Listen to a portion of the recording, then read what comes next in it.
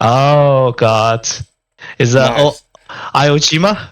Oh, I love this Iwo map. Jima, yeah. Okay, I gonna restart again. Okay, Mm. God. I got a Okay. haircut for you guys today, so you know. Oh, I mean, thanks a lot. Okay. Hello, everyone. hello. Thank you for attending this meeting. Okay, and hello, Cass. Thanks for your time to attend this meeting. And today, I invite two of my friends. One is Ranger. He's one of our community manager, and another one is Devilicia. He's a very long time player for this game. He totally played this game is 3,000 hours since 2018 with me. Awesome. So today I invite both of them to ask some our question, and I also bring some suggestion for this game to see can we have more good development for this game in the future. So I gonna invite Ranger to start to ask the question. Thanks a lot. No problem. Pleasure to be here. Hello, Cass. Good morning. Hey, good afternoon here. Yeah. Firstly, let me give everyone a quick intro about myself. Hi, I'm Ranger. I'm not just a seasoned player with over 6,000 hours in the game of SQUAD44. I'm also a content creator on Bilibili, China's most well-known social platform, and the Chinese version of TikTok. I'm glad to chat with you, Cass. It's a pleasure. Yeah. Okay. Firstly, I wanna thank the devs for caring about Chinese players. As a video creator, I'm gonna ask only 3 questions that our viewers often message us. A lot of them haven't joined our main community yet, and I think they can speak for the vast majority of new players. Okay, first question: Do we have any plan for Chinese faction? If we have, when we gonna see this new faction in the game? A lot of potential players said they will buy SQUAD44 if it has Chinese. Yeah, so I'll try and speak slower because I appreciate, as someone who's speaking in the native tongue, talking quite quickly can be hard to translate. So if I go too fast or anything, please just ask me just to slow down, and I'm more than happy to do that. I'm English and I live and work in Germany, so I do understand how talking in different languages can be hard to understand when someone talks fast. So please tell me to slow down if you want. On the Chinese faction, we have talked in the past about potentially other theaters after Japan and after the Pacific, and included in that were thoughts on places like Burma, where the Chinese National Army fought over quite a significant period. There's nothing confirmed for a next chapter after the Pacific. We want to see how the Pacific goes, how it's received before we then look at other chapters. And at the same time, we want to focus on optimization as well. I think if we did look at doing, say, the Chinese faction, one division stands out for me, and that's the 200th Division, which was the most mechanized units in the Chinese order of battle. So they had sort of T-26s and things like that. So there is interest there, but it's not something that I can confirm or deny, I guess. We have to wait and see how the Pacific goes, and then once we've got this year out, I would say, then we can start making decisions about the game going forward.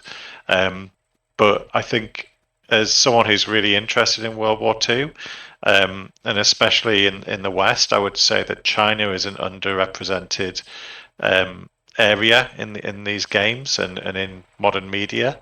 And it's great to start seeing certain films coming out of China as well, where you see World War II more represented. So we know there's a market there. Frankly, there is interest on the devs' perspective, but we will have to see in the future where we go with the game, because nothing's decided for our next chapter. It could be Italy, it could be Russia, it could be China, but we will have to see after the success of the Pacific.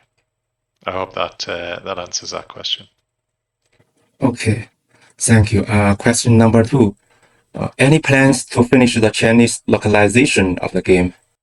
For the localization, I think you guys have been very helpful in that, frankly, as a QA as well, and as testers. So we are very grateful for all the efforts that you've put in so far. We are probably going to be asking you to do more of that and leaning on you more going forward. That may not be for the Guadalcanal update, but after the Guadalcanal update, we'll be looking at certain quality of life things that we want to do, and we want to make the game as accessible as possible for those who play it, whether that's the Chinese language, whether that's the French language, whether that's the I don't know, the Arabic or otherwise. So if we can make the game more accessible to players, then that's certainly valuable to us, and we will certainly be asking you guys for more help with that as we go forward. And thank you for your efforts so far in supporting us with that. Hopefully, you've seen some progression, even if we're not all the way there yet. Okay, thank you. The last one question. Are there any plans to add a team shuffle balance system? The new players really care about it. Not at the moment. So that's not in honesty, that's not a mechanic we've looked at yet. In the future, we do want to look at certain things like potentially player ranks and medals and things like that. Potentially a player balance mechanic associated with ranks may come in the future, but it's not something that we've looked at so far because I think otherwise it would be based on kills and deaths, and I don't think that does full justice to the game, because I think, as you guys know, sometimes the player that contributes the most isn't always the guy who's killing, it's the guy who's bringing up spawns, or it could be the guy who's the commander bringing down support. So I think we want it to be more flexible in future, and if we do manage to bring in things like ranks or medals, then that might give us a means of identifying more experienced players should we wish in future to do something like a balance mechanic in the game. Okay, thank you. I'm done. No problem. Now it's your Okay. turn, my bro. Yeah. Okay, thank you, Ranger, and thank you for the answering about Ranger's question, Kat. And next, I'm gonna invite Devilicia to ask some more important question in the game, such as some bugs or such as some maybe not good things in the game, and we're gonna see. Can you give some more suggestion or more answer for that? Licia, it's your turn. Yeah. Hello, guys. Can you guys hear me? Hi. Yes. Yeah. Thank you, Cass, for doing this Q&A. And my question is some kind of general question, like when can players accept the release time of the Guadalcanal and entire Pacific Battleground? So Guadalcanal at the moment we are working away on very hard. Release it will depend on performance and how we go about it. Iwo Jima we intended to release earlier than it was released, but sometimes things will crop up that we've got to kind of deal with. An optimization of Iwo Jima was a big challenge. Where you consider standing on top of the mountain looking out at 4 kilometers of map. I don't think there's many games out there that show 4 kilometers of map to a player at once, where they can see every player on the map every time. So you can imagine the amount of optimization work that was involved. And that'll be similar with Guadalcanal. Guadalcanal features a lot of jungle. So you can imagine, again, looking out across a ridgeline where you see a vast amount of trees and potentially the airfield beyond. And so again, there'll be optimization challenges there for us, which we're still really working on. So yes, we want to get it out when we can, but we've learned the lessons from, I'll say, our predecessors, so the previous devs, I think, and that if you release content, you want to be at least a standard where players go in and go, wow, not why is this not working?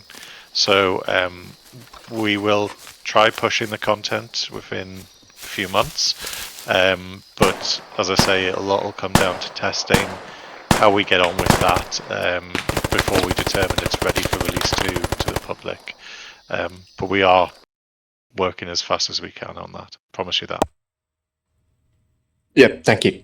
And the next question is, are there any plans to address the frame rate and optimization of the SQUAD44 or the issues like such as long map loading time? Yeah, entirely. Yeah, I actually posted in the main Discord last week, I think, and I showed a picture of all of what we call tickets. So we have a project management software for my coders, and so if for what we do each week is we decide what we need them to focus on and how much time we have to do that. At the moment, I would say about 90% of all the work is based on optimization and performance. For instance, we've been doing profiling of the game in terms of both as the client, so the player's computer, and also for the server, where we've been going on and looking at the little stutters when we get players join. So that in particular is being focused on. We've been looking at the physics in the game. So Unreal Engine physics is quite expensive. So we've been looking into that, in particular what's called vehicle stall times. We've also been looking into the animation graph as well to see if there's any savings there, and we think we can make differences there. And we've also been what we call cherry picking, so select picking certain performance improvements from Squad. So we know Squad has gone before us; they're more advanced with the code, and they've made improvements on the optimization front that we have not yet been able to make. So we've been able to look at what they've done and start to cherry pick little things to come into the game to look at optimizing and refining further. I wouldn't expect a sudden revolution in terms of everything suddenly goes, peak performance. It's going to be a gradual curve, but we are really focused on that at the moment. People say often, why are you focused on new content versus optimization or otherwise? We've got effectively two teams. So the art team, the guys who make the 3D models, the guys who make the helmet or gun or vehicle or whatever and animate it, have nothing to do with the optimization work. For the game on the art front, the game is pretty well optimized. It was one of the things we did when we first came in. If you remember, we upgraded the graphics on a lot of maps. And when we did that, we actually optimized all the assets. So you're actually getting better performance while looking at these assets that looked better. And that took a lot of work for the art side. So now the art side is pretty good. We're focusing on the new content on the art side, but on the coder side, where the real performance issue is, which is where we have the CPU bottleneck, that's what the coders are focused on. And I can promise you that is their main priority at the moment. Performance and bug fixing is an absolute priority for the coders. So. Yeah. The next question is, the most players generally feels that there are too few infantry vehicle and that lack some of the fast maneuvering tools located in the front line. I remember like a long time ago, we can build a vehicle tank next to the fob, right? And now it's gone. If the logic team build a fob just like 10 miles from the point and the people spawn that fob just have to run into the point, they don't know how to call the tanks. You can sit on the tank, yeah, but they don't know. They just ran into the point, and it took like 5 or 10 minutes. And so, are there any plans to adjust infantry vehicles? I think when you say they don't know that you can ride on tanks and things like that, I think that's stuff that we need to address in potentially a tutorial system where we can say, hey, these mechanics are available to you. I've seen exactly the same of players running off and not thinking. You just ask the tank guy, hey, can we sit on the back and get there faster? The reason the vehicle tents were originally removed was because we were finding that players, especially anti-tank, would often spawn a lot of these. And and then they would use those to kind of chase down tanks in a jeep to destroy them. The player would probably get killed. They'd respawn at a fob, but then the jeep would be left there.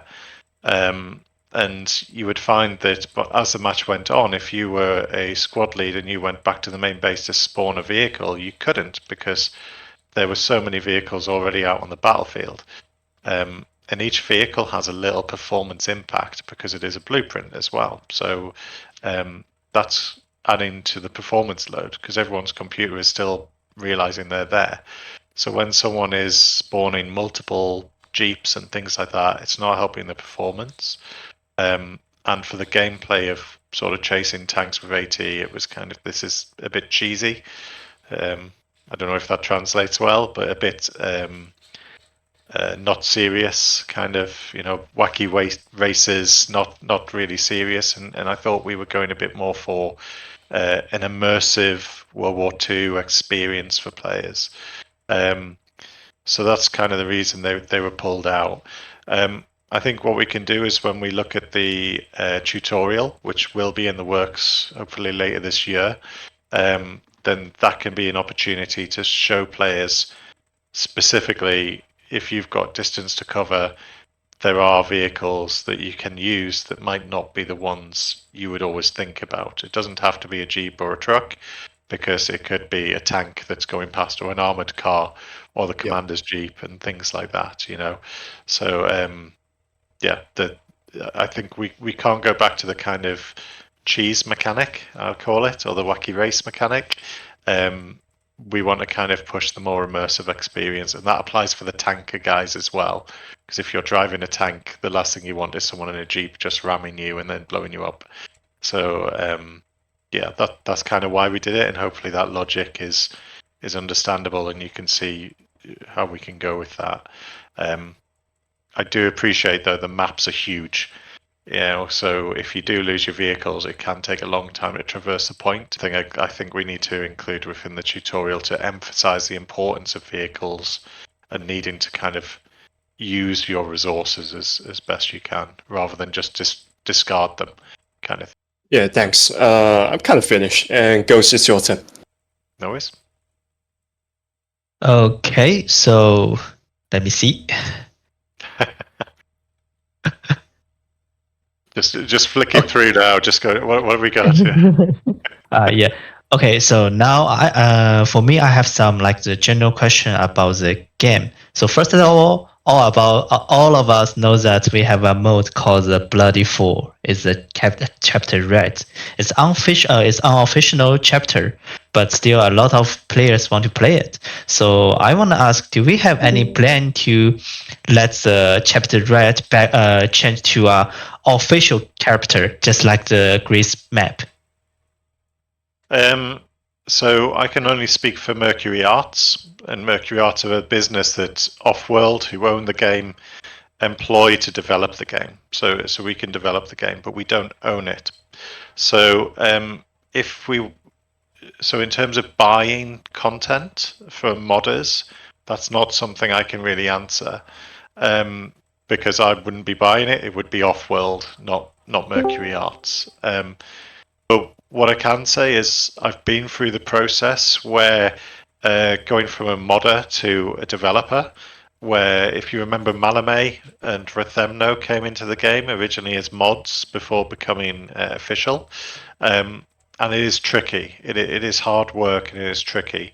That there are obstacles to it, legal, financial obstacles, as well as in some cases political. So for instance, we have ownership rights, which is a bit of an issue. So if you are making a mod, the mod might look great, but some of the assets you might have purchased off a website, for instance. So like a vehicle or a gun or whatever, or sound or texture might have been purchased off a website that's third party. If you do that, you don't own those assets, and therefore you cannot sell them on unless you have a certain license. So when it comes to buying a mod, And again, it's not Mercury Arts. Off-World would be dealing with it, not us. We can advise, but we don't have the money. It's them who have the money and they own the game. Yeah. So we can advise on it. Really. Understood. Okay, and also, we know when we play the Squad 44, the most important thing is we call the reality.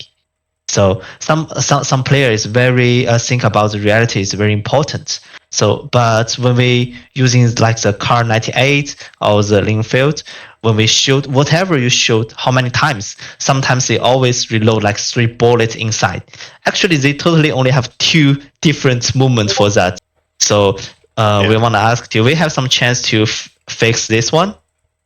I entirely agree with you, and again, this is one that's I'd like to look at in future. But as I say, for now, optimization and performance is the main focus. So in future, when we come to quality of life, I think that is going to be one of those that I'll be pestering the coders about, very much so. Because I think you're right, that should be in this game. It's just we're not in a position to add it at this moment while we focus on trying to get performance and optimization to a good standard, as well as the other 2 game mechanics that we're looking at bringing in for Guadalcanal, which is going to be the dragging system and the flamethrower tanks. So once we kind of got that out, that kind of covers us for the Pacific, and we can look at things like this, which I entirely agree should be an important thing looked at to bring into the game. So yeah, thank you for that.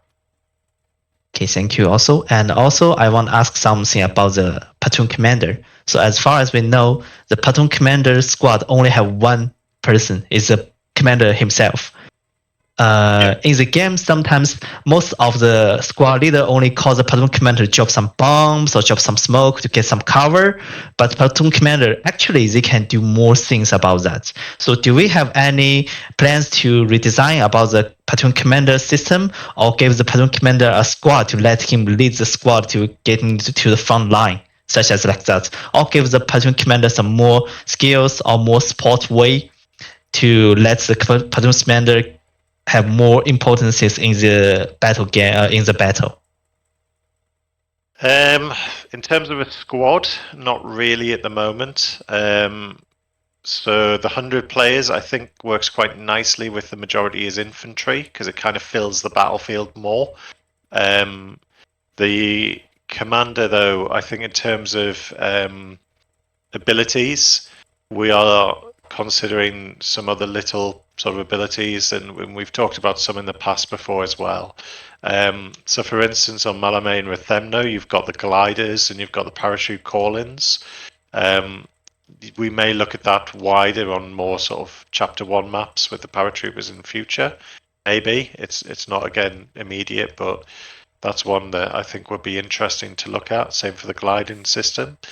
And also for the next map, and I need to talk to the other developers about. Yeah, on the commander front, things like tactical bombing rather than a Stuka hitting down, but tactical kind of bombing, like boom, boom, boom, boom, boom. I think would be quite cool. And that might be a useful one for Guadalcanal because the Japanese bombed Guadalcanal several occasions using the Betty bombers. So that could be an interesting thing to replicate in game, which isn't there at the moment. But I don't think we'll see a squad. We might just see little tweaks and little new kind of assets available to them. So yeah, hopefully it offers a little bit more. Yes, because sometimes in some special most like the invasion, actually the platoon commander don't have the ability to call the supports. Even sometimes in the invasion, such as like the chapter 3, the Operation Overlord, some of the German squad, they don't have the armor group, but we still have the armor group kits they can use. Yeah, so I think that is the important things we need to figure out. Okay, next question. Next question actually is also about the vehicle, because I select some suggestion from our players. They said when they play this game, they feel like right now the German armor vehicle is a much weaker than the Allies vehicle. The main German tanks problem, are the fucking sucks. yeah, the main problem is maybe just the say it. damage about the APHE or some about the vehicle armor errors. So if it is really a bug, do we have some possibility to let the German tank return the APCR ammunition back to the German vehicle? Or such as right now, the German vehicle is more weaker than the RS vehicle. Do we have some also for the infantry side? Do we have some chance to let the 80 kits get more 80 kits to platoon of the German side? Because right now it's only like maybe three or four anti-tank kits, including the tank killer, panzer killer, or the pioneer. I think it's maybe a little bit less for the German side. Just like the normal infantry, you can grab the Panzerfaust. Yes. So we've got no plans to change the infantry anti-tank stuff, I would say. I think the Germans actually get more than the other factions because they've got Panzerfaust and Panzerschreck, and you can have two of both of them and the Pioneers, whereas say the British only get two Piats and two Sappers. So I think the Germans actually are more powerful than the British on the infantry anti-tank front. In terms of vehicles, though, it's interesting you say that because historically, I'm sure I read a quote from a German tank commander who said the German Tiger tank was worth 4 Shermans, but the problem was the Americans always had 5. So, and I thought that was quite a cool little comment to show sort of like how much more kit the Americans had, but how much more the Germans focused on sort of heavy tanks with a perception of quality over quantity, you know. But yeah, with the German tanks, we'll have to have a look at that if that's an issue. Yeah, just I think I've seen a bug report from it from one of you guys maybe before in the main Discord. But yeah, just highlight that to me after here, and again, I'll ask maybe QAs if again Ranger, you're going to get some jobs to maybe look into this and just see if we can find out exactly what's going on. If it is a case or there's a balance issue and it's to do with ammunition, then we can of course look at altering loadouts and things like that. But we'll do some research before we jump into anything. But it's useful to draw our attention to stuff like that. So thank you. Yeah. Understood. And also for the infantry side, at the very beginning, the rally point has the time limited. As you know, it's only 5 minutes. So every time the squad lead need to find the radio man to refresh it. But right now they don't need any more. But for the radio man, I think we think in the game the radio man should have like the wild squad leader's responsibility. So at the right now, the only people can mark down the map and give the mark order in the squad is only the squad leader. So we are thinking about how can is there any possibility to give the same ability to the radio man as a vice squad leader to put the mark on the map or give the squad member guidance to where we're gonna going to attack or where we're gonna go into defense like that. Because if only like the squad leader can put the mark on it, most of the time the squad leader also have some other things to figure it out. They don't have enough time or enough attention for the squad members themselves. So that's why we think that sometimes the infantry squad they don't have enough power to ambush one point or defend one point.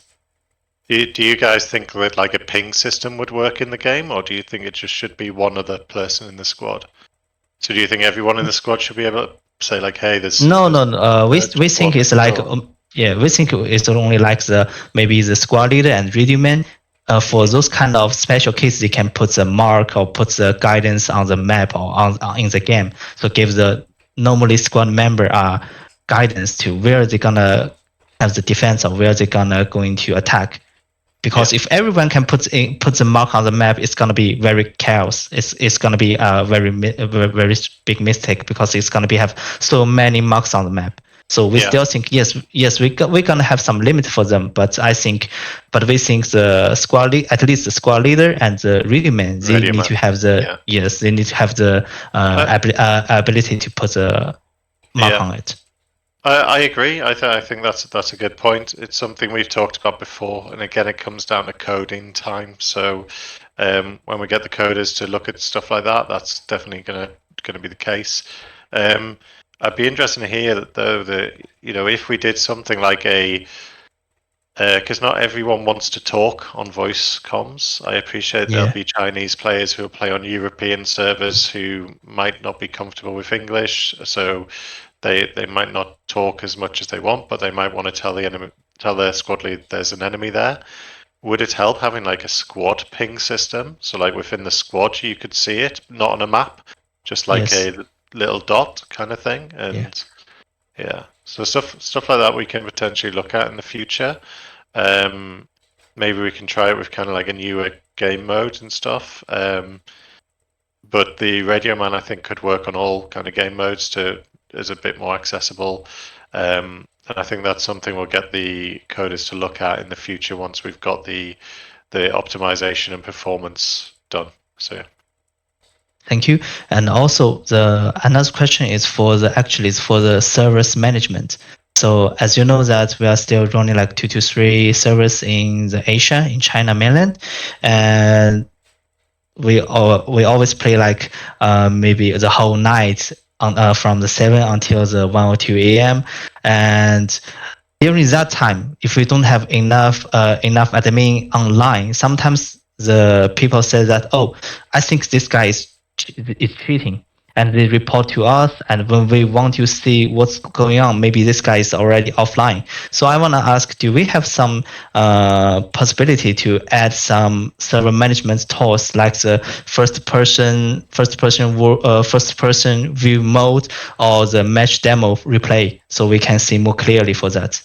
Not at the moment. We're still working on some stuff with easy anti-cheat, however, and that's going to be getting tested in the next few days, which hopefully will make your lives a bit easier. So easy anti-cheat should hopefully be a bit more solid in that regard.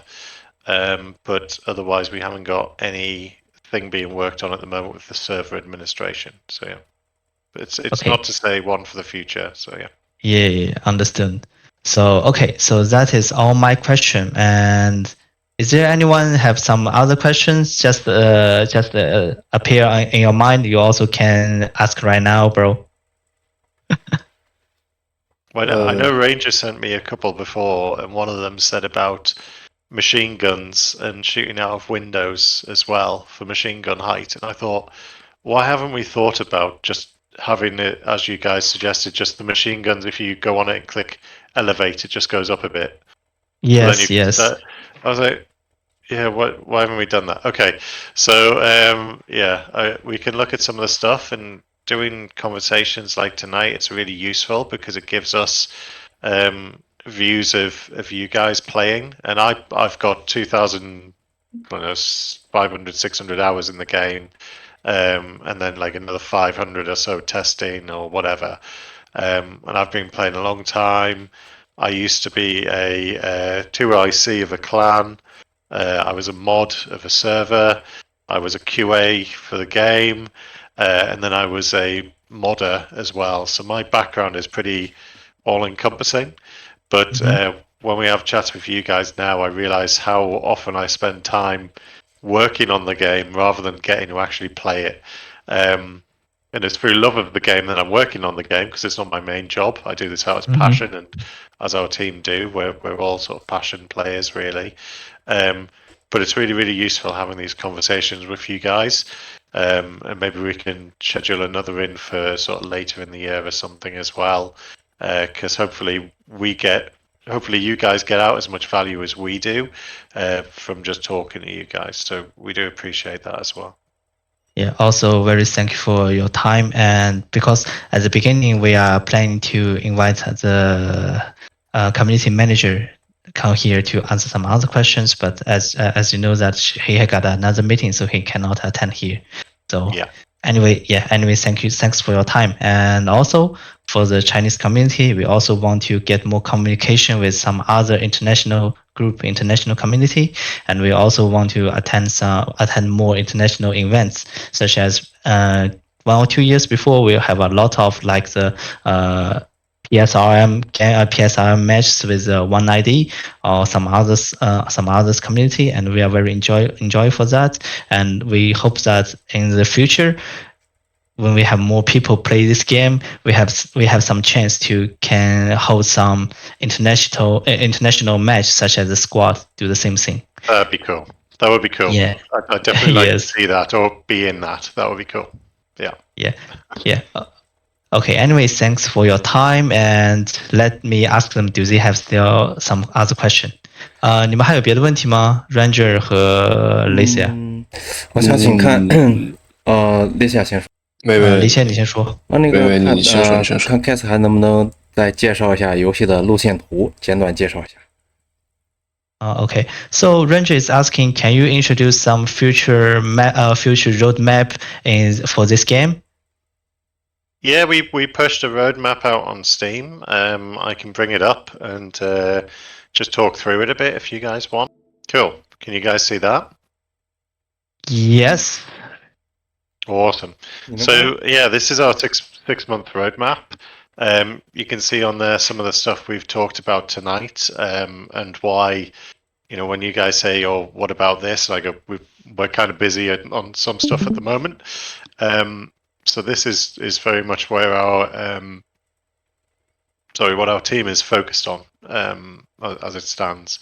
So Iwo Jima's come out, but we've still got work to do further on optimization. I also want to see flamethrower tanks on Iwo Jima, as I think everyone would, because that will look really cool.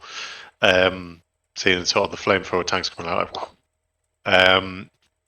In addition, we've got on there the flamethrowers, so we're still doing optimization work on that. That should be out in the next build.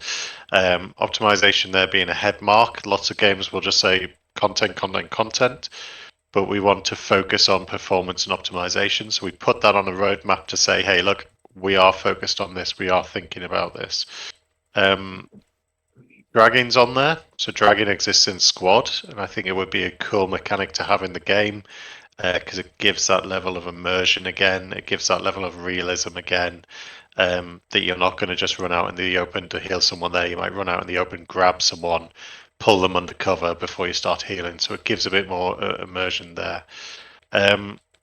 In concept, we've got Guadalcanal, which is actively being worked on at the moment. Tutorial system is one for the future that we'll be going through. Linux support we've already delivered, so we're good to our word, and that came out ahead of time before we thought we'd get to it, so that's good. And then for the future operations, the third map, I'll keep quiet on that one. Yeah. So yeah, but it won't just be a map; it might be a new game mode lumped in with that, and yeah, we've got some exciting plans. So yeah, and it says 6 months, but the future operations will obviously be outside of that 6-month period. Everything else we're hopeful to have covered within that 6 months of having pushed this out. So I think that's hugely ambitious for a very small part-time team who are just driven by the love of the game, really. So yeah, hopefully you guys can see how hard we're working to deliver for you. Yeah, we understand that. We understand it's very. I know we know that it's very hard to keep this game. My wife doesn't understand, but I'm glad you guys understand, because she sees me come home from work and I go, "Hi, good to see you. We have food," and then I'm like, "Hey, let's go on the computer. I'll be working away." She comes down and makes me tea, so I'm very, very lucky to have my wife, and as are the other guys in the team as well, because they've got young kids and all sorts, and they come in from work and they're like, "Right, I've got to work on SQUAD44." So yeah, we've got a hugely passionate team, much to the detriment of our wives and sweethearts and children. So yeah. Yes. I can often hear the baby cry in the squad chat, Yes. Because from the 2018. Yeah, from 2018 until now, it's so many years for these games. Yeah. Yeah, we've only had it a year, so yes, that's the crazy thing, you know. Yes, so we are so we've only had thankful it a that year. you guys still here to holding this game to keep the games updated. It's really thankful for that. Yeah, no bother. Well, onwards and upwards. That's the main thing. Onwards and upwards. OK，Ranger 还有什么问题吗？ OK，没有问题了。那个没有问题了是吧？对对还你这边 OK 是吧？雷切呢？雷切啊？树林这边你们没说吧？可以，你可以问一下，就是关于这个树林啊和每一章节的一些简单的差异。但其实，Cat 是刚才也已经简单说过了，因为这些其实是属于一些整体的一些 bug 和一些整体需要修复的地方。是肯定会树林一些就是太厚的地方，就是我不知道你们有没有这种感觉吧？就特别是那种雪地图那个森林，然后就是你们就藏在丛林里面，然后就开枪，你懂我意思吧？了解。Okay, so Licia is asking, such as for the chapter 4, especially like Foy, those kind of map, the forest snow sometimes. map. Yeah, the forest sometimes is really, and the woods is really hard to see where is the people. Such as in the chapter 1 or chapter 2, even chapter 3, the woods is doesn't like that. But the Foy, the chapter 4's map, it's really very hard to let the people see where the enemy is. So the question is there kind of the bug or is something else? And do we have some plan to also fix that? Well, actually, it was something we identified when we kind of came in, and that's one of the reasons we put the muzzle flash on the weapons, so they're a bit more kind of vibrant. So as well as hearing them, you can see them a lot more, like in terms of when they shoot. But I accept the problem is you've got to wait till they shoot, and sometimes in this game, that first shot is what kills you. But no, we've not got much on that at the moment. We are so something we have brought in that's on the latest test build is ambient occlusion being cherry picked from Squad. And so hopefully on the darker areas of the maps, not just on Foy, but on some of the darker areas of the maps, shadows should start to be a bit more realistic rather than just dark for the sake of being dark. So that might help. But the problem with Foy is the Americans are dressed in brown. The trees are brown. The Germans are dressed in white. The snow is white. So unless you get an American lying on the snow or a German lying next to a tree, it's pretty hard to see. So but I think that's just the characteristic of that of those factions on those maps, really. Yeah, the German camouflage is kind of annoying. Yeah, I mean, well, that's why it's camouflage. Yeah. If we painted it yellow, it wouldn't be doing its job. Yeah, everybody's white, and the map is white too. Yeah. But yeah, I get that. Yeah, and also for the if the enemy just waved, And also for the chapter 4, sometimes we have like the French side, but the French side is almost in 1944, but they're still wearing like the beginning of the World War II's uniform. So do we have some plans to change it? Which one? Colmar? Is it Colmar? Colmar. Yes. Yeah, the Colmar. Yeah, Colmar is my least favorite map because I kind of feel like it was rushed out. It wasn't. So again, it's not from our production team. It kind of feels like it was rushed out because I think if you remember, Colmar came out just before the previous team sort of suspended production. They kind of just pushed it out, I think, and so I don't think it was finished. We haven't had time to really go back through it yet and have a look at it, but that might be one for the future because it's a bit frustrating when a lot of work has gone into all the maps. You see Iwo Jima, and hopefully you guys agree it's a beautiful map, very immersive. But Colmar is a bit of a frustrating one for us, I think, and it's one that potentially we could look at in the future to make the map a bit better, and we'd have to have a look at the factions involved in that because I think they're just the American faction, effectively just called French, and I think they were actually historically equipped with American kit, but it would be interesting to have a look into the history of that to see how accurate it is as well. So Yeah, I see. just a little bit different of the U.S. Army. Yeah, I think at that point though, because France had just been liberated, that they were using mostly American weapons anyway. Yeah. But yeah, we'd have to have a look at that because I can't comment.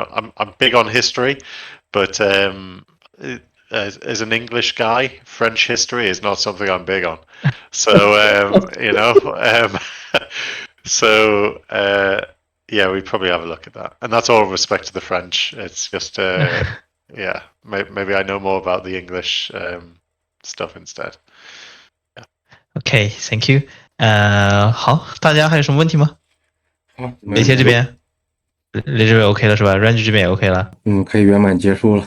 Okay, so that is all our question today, and at last, thanks a lot for your help for attend this meeting, and you give us so many information that we can give our community to let them give still a lot of interested about this game, so we can keep running for our server, and we hope that in the future we can have more people to attend this game, and also just like what I said. I hoping like in the future we have more international events we can attend, so we can communicate with other international communicate to let the communicate more active. Thanks for your time. Thanks for your time. Really, thanks for your time for this meeting. And I think today that is all of it. And hopefully we can keep communicate. Keep communicating in the future, and if we have some feedback, we will let you know. And we hope that if we have times in the future, we can have more like this communities meeting to our Chinese community. Thank you. Thanks a lot. Yes. Yeah, appreciate that. It's an absolute pleasure, and thank you guys for giving me the opportunity. So yeah, hopefully I've not committed to anything, but hopefully I've given you guys an insight into where we are, and we've taken on some of the stuff you guys have brought, because it's been very, very valuable for that. So thank you for your time. Thank you to the Chinese community as well. I appreciate when we do media, a lot of it is Western focused, purely because we're based in the West. But for you guys, we want to make sure that you feel equally a part of the SQUAD44 community, and understand that, again, as developers, whether it's Mercury Arts and Offworld, we really, really do value you guys, and it's great seeing the servers populated and Chinese players in game. So thank you very much for your time and efforts in the community, and all the best. Thank you. Thanks a lot. And 雷切跟 Ranger 你们俩方便开摄像头吗？咱们可以合个影，如果你们想的话。我没摄像头。你没摄像头，那个雷切呢？我电脑上也没有，我电脑上也没有。Okay, never mind. They don't have the camera. I just want them to take it on, and we can take a screenshot. Never mind. I'm gonna open mine, and I'm gonna take a screenshot. Awesome. Yeah, thanks. Yeah, thanks a lot for this meeting, and hopefully we can cooperation. Wait, actually, I got one, but it's fucking broke. I'll go for it. Mine's broken as well. I normally look a lot better looking. I'm not normally this ugly. It's just the camera. You know, I can tell. Actually, at the beginning, I want to put the chapter one's Arctic books background on my back, but I don't have the VIP for the Discord, and I cannot charge for that, so I can't. Anyways, thanks for that, and thanks for your times. And I think today that is it.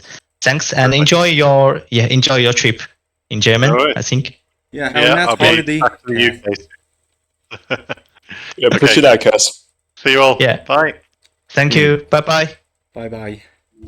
这次访谈圆满结束，先跟大家道个歉啊，这次访谈视频搁了这么久。访谈是4月18号进行的，时隔将近2个月，这个视频才剪出来。主要是这个翻译工作不太顺利，大家都是工作学习都很忙，实在是这个翻译懂的都懂，这翻译确实比较难。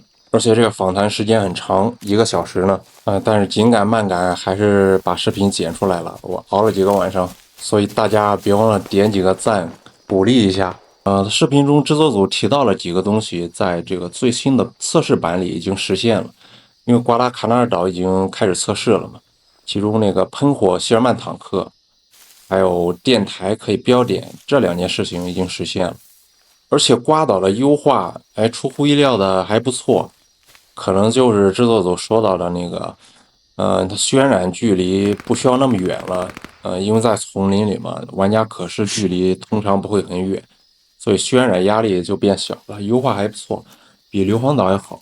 如果大家喜欢这类视频的话，以后我们社区还会尽量的多跟制作组，就像制作组他说的，他也希望以后多做这种形式的访谈，跟中国玩家多交流啊。希望观众朋友们也多多3连支持一下，别忘了点关注。